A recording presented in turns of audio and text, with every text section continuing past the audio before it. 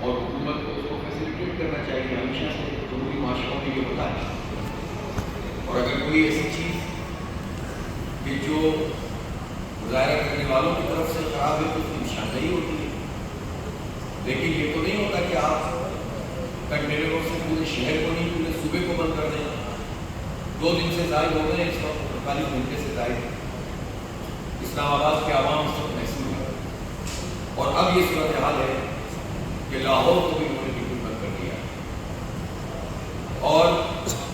عملاً کنٹینروں کی نظر کر دیا ہے پورے صوبے. کل میں خود اسلام آباد میں تھا اور پہلے تو خود اسلام آباد میں جب میں مختلف ملاقاتوں کے لیے نکلنا پڑا تو انتہائی دشواری کا سامنا کرنا پڑا. پھر اس کے بعد جب ہم واپس آنے کے لیے وہاں سے چلے تو بس ڈھونڈتے ہی رہے ہیں اور پتہ نہیں کس کس طرح سے مختلف شہروں دیہاتوں گاؤں روڈ سے چکوں سے گزر کر کسی طرح لاہور پہنچنے میں کامیاب. پہلے فیصل آباد کا جلسہ ہوا اور پھر فیصل آباد سے ہی ہمارے مشکلات ہیں. فیصل آباد سے کوئی احتجاج نہیں تھا. تو آپ اس سے حکومت کی بغلاہٹ کا اندازہ کر سکتے ہیں. اور پھر اس طرح کی چیز کہ ہم 245 کے تحت فوج کے حوالے کر رہے ہیں. ٹھیک ہے کہ جس وقت کانفرنس منعقد ہو اس وقت لا اینڈ آرڈر کی سچویشن کو بہتر بنانے کے لیے آپ اپنا آئینی حق استعمال کر سکتے ہیں, لیکن فوج کو عوام کے سامنے لا کر کھڑا کرنا اور اس طرح سے کھڑا کرنا کہ جس کے نتیجے میں عوام اور فوج کے درمیان تفریق پیدا ہو, نفرتیں پیدا ہو, تو اس سے کس کو فائدہ ہے؟ کیا حکومت کو اس سے فائدہ ہو سکتا ہے وقتی طور پر حکومت کے چند لوگ یہ سمجھتے ہوں کہ اس کے نتیجے میں ان کو مزید کچھ مراد مل جائیں گے, لیکن نہ حکومت کا اس میں کوئی فائدہ ہے, نہ کسی پولیٹیکل پارٹی کا فائدہ ہے, نہ فوج کا فائدہ ہے, نہ فوج کا فائدہ. لہٰذا ہمارا پہلا مطالبہ یہی ہے کہ اس ساری سچویشن کو نارملائز کیا جائے. مظاہرین کے اوپر آنسو گیس کے شیل پھینکنا, کنٹینروں سے بند کر دینا, لوگوں کو تنگ کرنا, پورا صوبہ جام کر دینا کسی صورت میں بھی قابل قبول نہیں ہے. یہ تو ماشاءاللہ میں بھی اس طرح سے نہیں ہوتا. مشرف صاحب کے زمانے میں ایمرجنسی لگائی انہوں نے, اس کے خلاف تحریک چلی. اس تحریک میں بھی گرفتاریاں ضرور ہوتی تھیں, کچھ نہ کچھ سلسلہ ہوتا تھا, لیکن یہ سچویشن نہیں کی جو سچویشن اس وقت نام نہاد جمہوری حکومت ہے. حکومت کو تو ویسے یہ سمجھنا چاہیے کہ اس کی جمہوری اور اخلاقی پوزیشن کیا ہے. قوم 47 کی بنیاد پر اکثر لوگ پارلیمنٹ میں بیٹھے ہوئے, تو ایسی سچویشن میں کہ جب پوری دنیا میں ایک بھونچال آیا ہوا ہے, ایسی سچویشن میں کہ جب غزہ کی صورتحال یہ ہے کہ وہاں 43,000 لوگ شہید کر دیے گئے ایک سال میں, اور بدترین بمباری دہشت گرد اسرائیل ہمارے بچوں کے اوپر, خواتین پر کر رہا ہے. 43,000 میں سے 30,000 سے زائد بچے اور خواتین جو شہید ہوئے, لاکھوں زخمی ہیں, تقریباً 19-20 لاکھ گھروں سے بے گھر یا خیموں کی زندگی گزار رہے ہیں. اور پھر اسرائیل نے اس جنگ کو بڑھا دیا ہے, لبنان تک پہنچا دیا ہے, یمن پہ حملہ آور ہے, ایران پر اس نے اٹیک کر کے اسماعیل ہانیہ کو شہید کیا ہے. اور اسرائیل چاہ رہا ہے کہ کسی طرح سے وہ ان ممالک کو جنگ میں مزید گھسیٹے, اور ایک طرح سے عالمی جنگ کا خطرہ پیدا ہونا شروع ہو گیا ہے. ایسی صورتحال میں پاکستان کو جو رول ادا کرنا چاہیے وہ تو رول یہ بنتا ہے کہ ہم تمام لائک مائنڈڈ ممالک کو جمع کریں, اسلامی ممالک کی سمٹ کریں,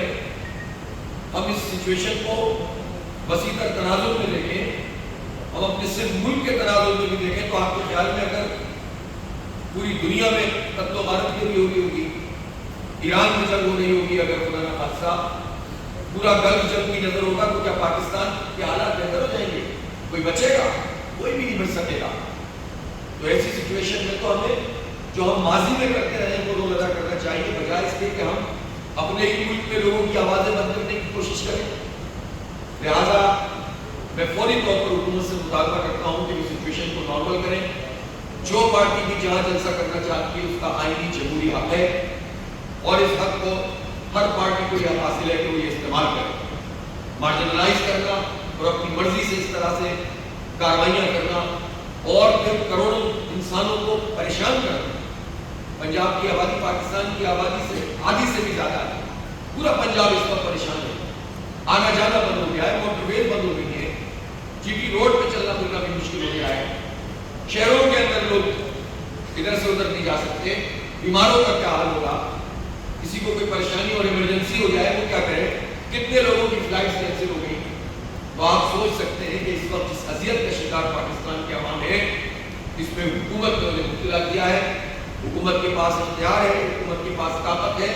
تو حکومت ہی کو یہ چاہیے کہ وہ صورتحال کو بہتر بنائے اور یہاں پر جمہوری اور شخصی آزادیاں ہونی چاہیے۔ میں غزہ کی صورتحال کے حوالے سے جو آپ سے تذکرہ کر رہا تھا، ہونا تو یہ چاہیے تھا کہ حکومت تمام جماعتوں کو آن بورڈ لے گی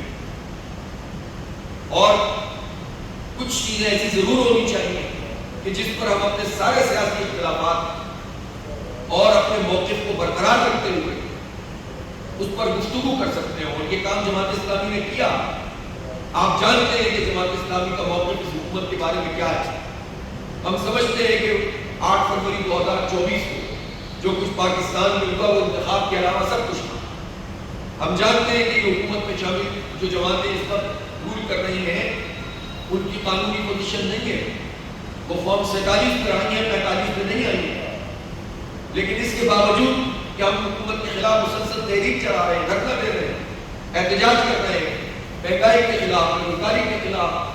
تنخواہ لوگوں پہ لگائے جانے والے ٹیکس کے خلاف، IPPs کو نوازنے کے خلاف، مراد کے خلاف جو حکمران طبقے کو حاصل ہے، لیکن اس کے باوجود جب یہ غزہ کا مسئلہ آیا اور 1 سال اسرائیلی دہشت گردی کا مکمل ہو رہا ہے اور فلسطینیوں کا 1 سال استقامت کا مکمل ہو رہا ہے،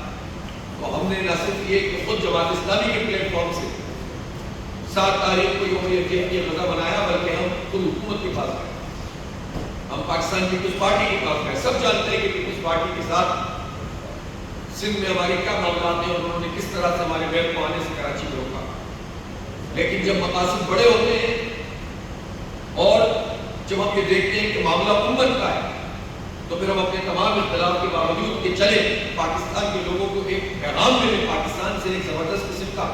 میسج جائے اپنے فلسطینی بھائیوں کو، پوری دنیا کے لوگوں کو، کہ پاکستانی جو ہے ساری چیزوں کے باوجود امت کے معاملے میں ایک جگہ پر آ کر کھڑے ہوئے۔ تو ہم نے حکومت سے رابطہ کیا، حکومت نے بھی 7 تاریخ کو یوم یکجہتی غزہ بنانے کا اعلان کیا ہے۔ ظاہر سی بات ہے کہ ہم تو اور بہت کچھ چاہتے تھے، ہم نے یہ بھی کہا کہ آپ 12 بجے پورے پاکستان سے اپیل کریں، آپ اپیل کریں، ہم نے تو کی ہوئی ہے، لیکن آپ کریں گے تو ہم اس کو بھی تسلیم کریں گے، اپریشیٹ کریں گے۔ 12 لوگوں نے یوم یکجہتی غزہ کا اعلان کیا ہے اور APC کر رہے ہیں، ہم یہ سمجھتے ہیں کہ ہمارا اسٹرانگ میسج پاکستان کا جانا چاہیے پوری دنیا میں، لیکن یہ اسی وقت ممکن ہے کہ یہ جو سچویشن اس وقت چل رہی ہے، اگر یہ 12 مہینے چلتی رہتی ہے یا ہنگامہ آرائی ہوتی رہتی ہے، یہ پورے صوبے کو بند کیا جائے، پورا کیپٹل جو ہے وہ لاک ڈاؤن کی صورت میں ہو، تو کیا میسج جائے گا اہل غزہ کو؟ کس طرح سے ہم ان کو بتا سکیں گے کہ ہم اپنے کن چیزوں میں، چھوٹی چھوٹی چیزوں میں اپنی بٹ قائم کرنے کی کوشش کر رہے تھے؟ لہٰذا میرا مطالبہ یہ ہے کہ ان چیزوں کو سیٹل کیا جائے اور 7 تاریخ کو بھرپور طریقے سے یوم یکجہتی غزہ منایا جائے۔ جماعت اسلامی اپیل کرتی ہے پاکستان کے تمام لوگوں سے، میں صحافیوں سے شروع کرتا ہوں، آپ میرے سامنے موجود ہیں، اسی طرح نوجوان، طلباء و طالبات، اساتذہ، وکلاء، علماء کرام، مدارس کے